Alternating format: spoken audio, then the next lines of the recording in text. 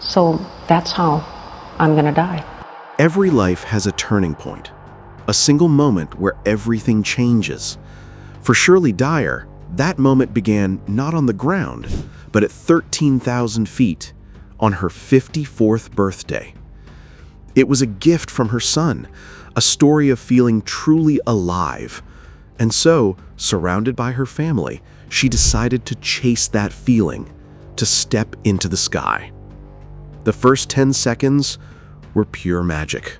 The rush of cold air, the stunning silence, the world spread out below her like a living map. She was flying. Then, a sharp jerk. The sound of fabric snapping and whipping violently in the wind. The main parachute had deployed, but into a tangled, spiraling mess. The serene blue sky became a dizzying carousel of earth and sky. Shirley felt the violent spin deep in her stomach. Her instructor, Dave Hartsock, remained eerily calm. "Okay, we've got a malfunction," he said, his voice a flat line of focus. "Deploying reserve." A second jolt, a brief moment of hope, then the sickening sound of fabric slapping against itself. The reserve chute was entangled with the first. They were still falling, faster now. The ground was no longer an abstract painting. She could see individual trees, the edges of fields. The world was expanding, rushing up to meet them with terrifying clarity. "What's happening?" Shirley cried out, her voice stolen by the wind. Dave's reply was calm, clear, and devastatingly honest. "Our chutes are tangled. We're going to have a hard landing." He didn't say if, he said how. In the final 6 seconds, Dave Hartsock made a series of precise, brutal calculations. He fought the tangled lines, not for a miracle, but for control. Just enough control to rotate their bodies. With a final mighty heave against the rushing air, he positioned himself beneath her, his back to the earth, his chest her shield.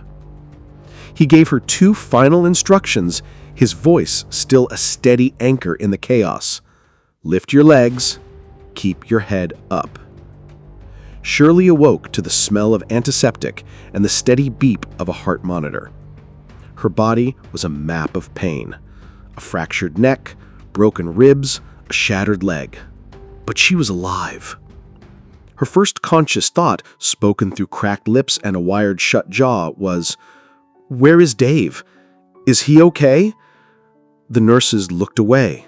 Her family struggled to find the words. Weeks later, she was wheeled into his room.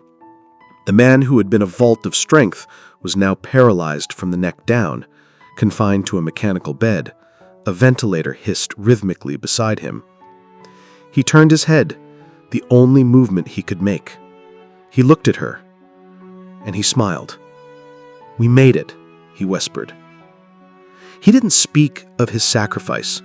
He spoke of their survival. This is not a story about a skydiving accident.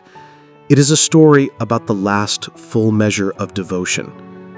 It's about what a human being can do in the final terrifying seconds of a fall, not to save themselves, but to save another. Dave Hartsock didn't just give Shirley a hard landing, he gave her the rest of her life.